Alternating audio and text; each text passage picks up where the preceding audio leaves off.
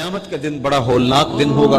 اس دن جب بندے قبروں سے اٹھیں گے تو قبروں سے برہنہ اٹھائے جائیں گے، قبروں سے جب اٹھائے جائیں گے تو وہ کفن ان سے اتار لیا جائے گا۔ یہ بات جب ام المومنین سیدہ عائشہ رضی اللہ تعالی عنہا نے سنی تو ان کا وجود تھر تھر کانپنے لگا اور عرض گزار ہوئی، یا رسول اللہ پھر ہمیں ایک دوسرے سے حیا نہیں آئے گی؟ فرمایا عائشہ معاملہ اس سے بھی آگے ہے۔ مطلب کیا؟ اگر کسی کو ہوش رہا تو حیا آئے گی نا، ہوش اڑے ہوئے ہوں گے، ہول قیامت طاری ہوگا، بدن کانپ رہے ہوں گے، کلیجے لرز رہے ہوں گے، دل خوف سے پانی پانی ہو رہے ہوں گے، پتے پانی ہو جائیں گے، تو حشر کے میدان میں جب لوگ جائیں گے تو سب سے پہلا سوال جو رب لوگوں سے پوچھے گا وہ کیا ہوگا؟ صحیح حدیث میں آتا ہے ان اول ما یحاسب بہ العبد بصلاتہ، قیامت کے دن بندوں سے اللہ تعالیٰ سب سے پہلا سوال یہ پوچھے گا کہ کیا تم نے نماز پڑھی تھی؟ سب سے پہلا سوال یوم حشر میں قیامت کے دن نماز کے بارے میں، اور اللہ تعالیٰ جل شانہ قیامت کے دن لوگوں کو اپنے حضور سجدہ ریز ہونے کا حکم دے گا کہ آج مجھے سجدہ کرو۔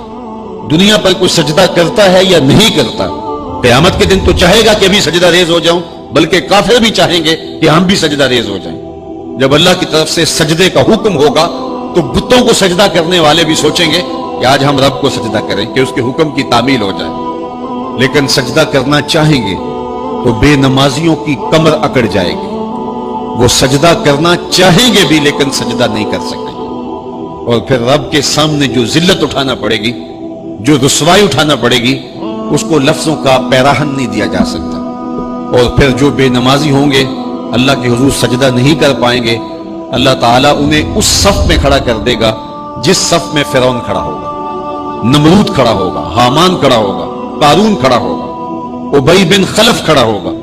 دشمنان خدا جس صف میں کھڑے ہوں گے بے نمازی کو اس صف میں کھڑا کر دیا جائے گا۔ میری لمبی تقریر نہیں، میں یہ آپ سے پوچھتا ہوں اور اپنے آپ سے پوچھتا ہوں، کیا ہم یہ گوارا کرتے ہیں کہ حشر کے دن ہمیں فرعون کے ساتھ کھڑا کر دیا جائے؟ کیا یہ ہم گوارا کرتے ہیں کہ حشر کے دن ہمیں نمرود کے ساتھ کھڑا کر دیا جائے؟ کیا یہ ہماری طبیعت اس کو برداشت کر سکے گی کہ رسول اللہ کے دشمنوں کے ساتھ ہمیں کھڑا کر دیا جائے؟ اور کیا میری مائیں اور بہنیں اور بیٹیاں یہ گوارا کر سکتی ہیں کہ رسول اللہ کی راہوں میں کانٹے بچھانے والی ام جمیل کے ساتھ انہیں کھڑا کر دیا جائے؟ یقیناً ہم کبھی نہیں چاہیں گے، ہم یہ رسوائی کبھی برداشت نہیں کر سکتے۔ ان کے پاس کھڑا ہونا ہی قیامت ہے، ان کے ساتھ کھڑا ہونا ہی عذاب ہے، اور پھر ان کے اوپر لعنتیں بھی برس رہی ہوں گی، اور ان کے چہروں کے اوپر تارکول لک مل دی جائے گی، اور وہ رسوائیوں کے گڑے میں ہوں گے، تو ان کے ساتھ کھڑا ہونا تو بہت بڑا عذاب ہوگا۔ اور اگر کوئی تکلیف بدنی نہ بھی ہو تو ہم یہ گوارا نہیں کرتے کہ خدا کے دشمنوں کے ساتھ کھڑے ہوں۔ ہماری تو آرزو یہ ہے کہ بلال حبشی کے ساتھ کھڑے ہوں، ہماری تو تمنا یہ ہے کہ داتا گنج بخش علی حجویری کے پاس کھڑا ہونا نصیب ہو جائے، ہمیں بابا فرید کے پاس کھڑا ہونا نصیب ہو جائے، امام اعظم ابو حنیفہ کی قربت میں، حضرت امام حسین کی قربت میں کھڑا ہونا نصیب ہو جائے۔ ہم تو یہ چاہیں گے کہ اس زمرے میں آئیں۔ کل میں نے عرض کیا تھا 2 ہی برادری رہ جائے گی قیامت کے دن، باقی ساری برادریاں ٹوٹ جائیں گی، ساری عمارتیں ٹوٹ جائیں گی، صرف 2 برادریاں، ایک یہ برادری جس کا سردار ابو جہل ہوگا، ابو لہب ہوگا، اور ایک وہ برادری جس کے سردار محمد عربی ہوں گے۔ اب جو بے نماز ہوگا اس کو کدھر کھڑا کیا جائے گا؟ جدھر ابو جہل ہوگا، جدھر ابو لہب ہوگا، جدھر عتبہ ہوگا، جدھر عتیبہ ہوگا، جدھر ولید بن مغیرہ ہوگا، جدھر فرعون ہوگا، حامان ہوگا، شدید ہوگا، شداد ہوگا، نفدنون ہوگا، قارون ہوگا، دشمنان خدا ہوں گے، بے نمازی کو صف میں کھڑا کر دیا جائے۔ 6 گھنٹے کی تقریر نہیں کرتا، ان 2 لفظوں کو سمجھ لیں۔ کیا ہم گوارا کر سکتے ہیں کہ اس صف میں نہ کھڑے ہوں جس صف کی امامت رسول اللہ کر رہے ہوں، بلکہ اس صف میں کھڑے ہوں جہاں فرعون کھڑا ہو، نمرود کھڑا ہو، حامان اور قارون کھڑا ہو؟ تو یقیناً ہم تو اس تصور سے کانپ جائیں کہ ہم ادھر کھڑے ہوں گے۔ تو پھر آج دعا کی اس محفل کے اندر یہ عزم کر کے اٹھو کہ جان جائے تو جائے، نماز نہ جائے۔ 38 پہلے تھے، 39واں عدد تھا حضرت امیر حمزہ کا۔ تو امیر حمزہ کوئی معمولی شخص تو نہیں تھے، قریش کا ایک معتبر نام تھا۔ تو جب وہ ایمان لائے تو ذرا حوصلہ اہل ایمان کا بلند ہوا، اور میرے حضور نے بھی اللہ کی بارگاہ میں ہاتھ اٹھا کے دعا مانگی، اے اللہ ایک شعر دے دیا ہے، اب ایک شعر اور عطا کر دے، اب تیری مرضی کہ کہ عمر بن حشام دے دے یا عمر بن خطاب دے دے۔ عمر بن حشام یہ ابو جہل کا نام تھا، اور عمر بن خطاب حضرت عمر رضی اللہ تعالی عنہ کے لیے دعا کی گئی، کہا ان دونوں میں سے جو تجھے پیارا لگتا ہے مالک وہ اسلام کو عطا کر دے، 40 کا عدد پورا ہو جائے۔ اچھا، اب حضرت امیر حمزہ کا ایمان لانا کوئی معمولی واقعہ تھا نہیں۔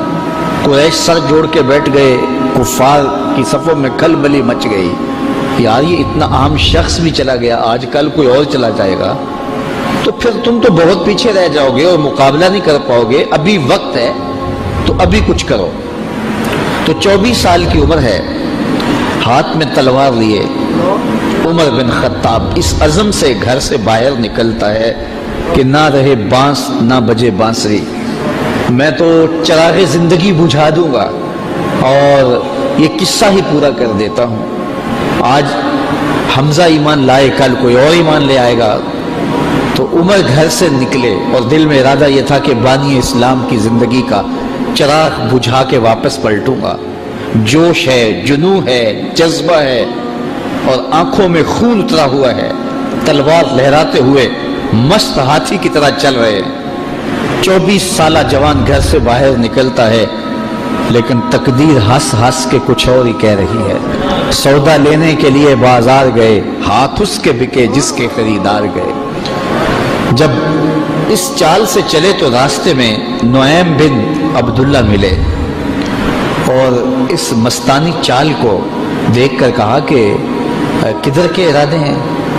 کہا وہ چراغ زندگی بجھانے جا رہا ہوں بانی اسلام کا، یہ روز روز کی کہانی ختم ہو جائے، اور ہمارے لات منات حبل اور عزا کی آبرو پہ حملہ آور ہیں اور ہر دن کوئی نیا شخص ان کے ساتھ آ کھڑا ہوتا ہے۔ آپ کو پتہ ہوگا حمزہ بھی اب ایمان لے آئے ہیں، تو میں چاہتا ہوں کہ میں یہ قصہ ہی تمام کر دوں۔ تو نعیم بن عبداللہ زیر لب مسکرائے اور کہا عمر گھر کی خبر تو لے لینی تھی۔ اچھا، عمر غیرت کا مجسمہ تھا، تو بڑے غصے سے کہا کیا کہانی ہے؟ کہا تمہاری بہن فاطمہ بھی ایمان لے آئی ہے، تمہاری بہنوئی بھی مسلمان ہو گئے۔ کہا سچ سے؟ کہا ہاں سچی خبر دے رہا ہوں۔ اللہ اکبر! یہ رخ سیدھا اپنی بہن کے گھر کی طرف کر لیتے ہیں۔ جب دروازے پر پہنچا تو اندر سے قرآن پڑھنے کی آواز آ رہی تھی۔ معلم ان کو قرآن سکھانے کے لیے گھر بیٹھا ہوا تھا اور یہ قرآن سیکھ رہے تھے۔ زور زور سے دروازے پہ دستک دی۔ دستک کے جارحانہ انداز سے بہن سمجھ گئی کہ یہ عمر کے ہاتھوں کی دستک لگتی ہے، تو اس معلم سے کہا کہ تمہیں ہم چھپا دیتے ہیں تو ہم اپنے بھائی سے خود سامنا کریں گے۔ دروازہ کھولا تو غصے میں بفرے ہوئے تھے۔ سنا ہے تم بھی دین چھوڑ دیا ہے، سابی ہو گئے ہو، یعنی اپنے گزشتہ دین کو ترک کر دیا ہے، اور اپنی بہن پہ ٹوٹ پڑے اور مارنے لگے، حتیٰ کہ انہیں لہو لہان کر دیا۔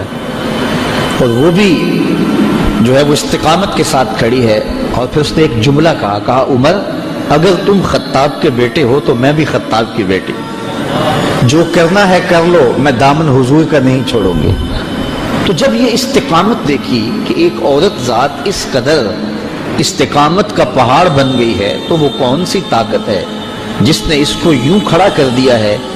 تو کہا کہ وہ جو تم پڑھ رہے تھے ذرا مجھے بھی تو سناؤ نا۔ کہا ایسے نہیں، پہلے غسل کرنا ہوگا۔ اب عمر غسل کر رہا ہے اور ظاہر کی میل دھل رہی ہے، غصہ اتر رہا ہے۔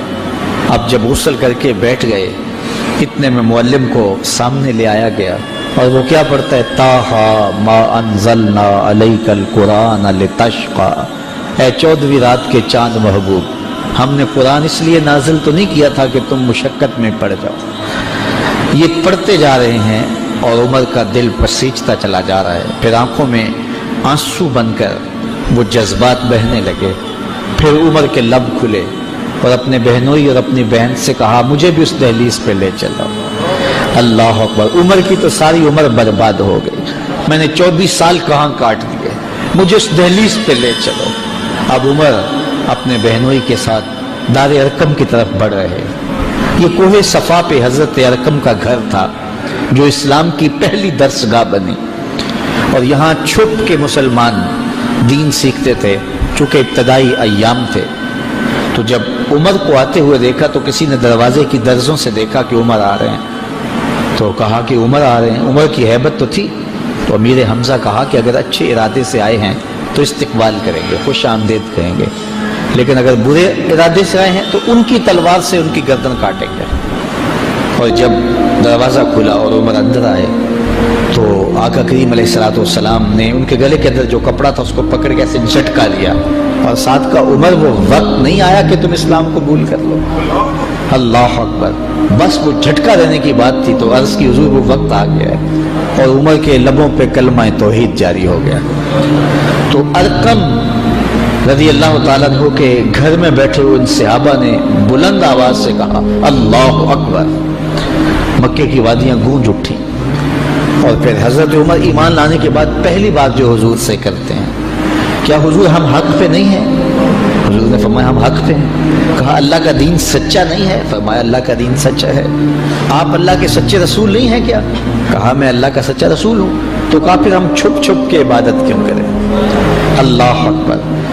تو کہا سین حرم میں چلتے ہیں۔ اب مسلمانوں کی دو صفیں بنی، ایک صف کے آگے حضرت امیر حمزہ تھے اور ایک صف کے آگے حضرت عمر بن خطاب تھے، حضور درمیان میں تھے، اور یہ قافلہ 40 افراد پر مشتمل مسجد حرام میں پہنچا اور پہلی نماز کھل کے پڑھی گئی۔